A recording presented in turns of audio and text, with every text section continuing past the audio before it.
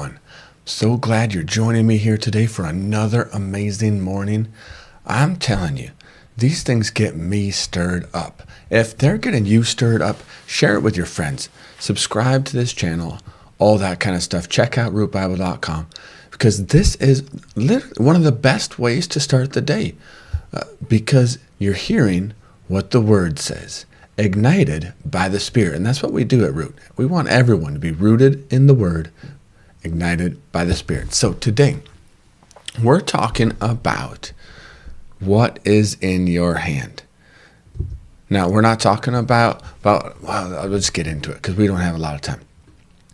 So what's in your hand? We've been reading through the Bible all together on rootbible.com, and many of you are also reading through the Bible chronologically this year. And we've been reading about Moses, and it just really has been sticking out to me and keeps coming back. And so I just have to share it with you. When Moses, he's in the desert, he's a shepherd, right? And so what is he carrying around? A shepherd's rod. Everywhere he goes, that's what he does.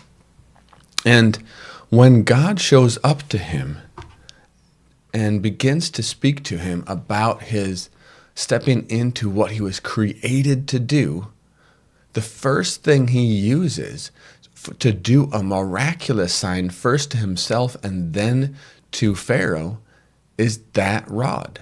Something seemingly insignificant, something seemingly just everyday, normal, whatever. And yet that's the first thing, right?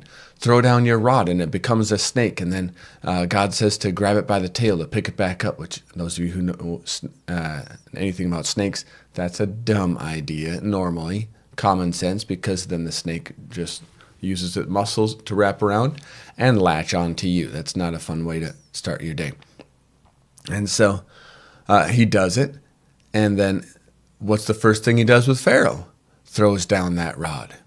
It's the thing that he saw as common, everyday, insignificant, seemingly, that God was able to use to start or launch him into a supernatural lifestyle, into the fullness of what God had planned for that day. Something small, something insignificant. Same thing with, I keep bringing it up, when Jesus fed the 5,000. Actually, 5,000 men, it could be up to 25,000. What did he use? Something small, something seeming insignificant that a little boy had.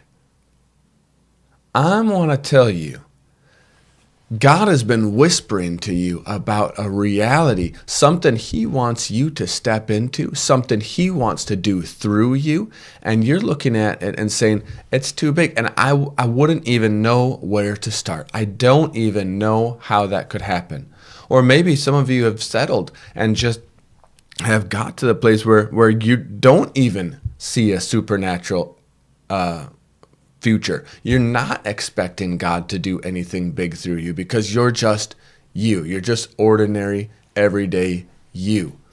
Well, I'm telling you, God has already deposited in you everything you need for a life of godliness. That's 2 Peter chapter 1, verse 3. That he has already given you what you need to step into the fullness of his best plan. And it may be something that you see as insignificant. It may be something that you don't hold as crazy valuable. It makes me think of a story, of a real true story. That's not just a made up story. Because I was at church when they were doing the testimony. This lady was homeless. She had nothing. And she went into church. And at that church service, the pastor said, God wants to multiply whatever's in your hand. Whatever you put your hand to is blessed. And I believe that. So here's what we're doing. We're giving everybody $10 in this sanctuary. And I want you to put it to kingdom work. See how God wants to bless you and others through this $10. Now, $10 is seemingly very insignificant. Every day, normal. You don't do supernatural things. You're not going to do a tent revival with $10. So what did she do? She asked God, Hey, Scoots. She asked God, what should I do? And said, bake cookies. So she asked a church member if she could borrow her kitchen, spent the $10 on ingredients for cookies, made 24 cookies, sold them for $2 each, and then had $50, just shy of $50. Minus 10 for ingredients, $40, minus tithe, down to $35. She had $35 from 10. Then she went out and bought 3 times as much cookie materials, asked to borrow that kitchen again, and to make a long story short, she now has her own business, her own storefront, has her own house, her own car, all from that first $10. There are something that you have in your house. There's something that you have that you can do that God wants to bless. His word does not return void when it says that everything you put your hand to that's guided by him is blessed. And so we need to expand our expectation. We need to expand who we feel God can be in and through our everyday, small, ordinary things. Going back to Moses, that rod that he carried that became a snake was the same rod that split the Red Sea, that God used when he held that up, that split the Red Sea, and became known as the rod of God. That small, insignificant, average, ordinary tool for a shepherd became the thing that launched him into his ministry and became known as the staff, the rod of God.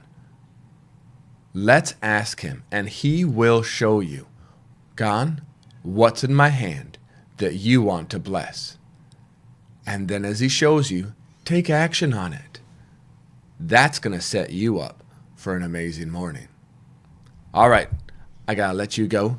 Anything you need to say? Bye. Bye. All right. We'll see you, everybody.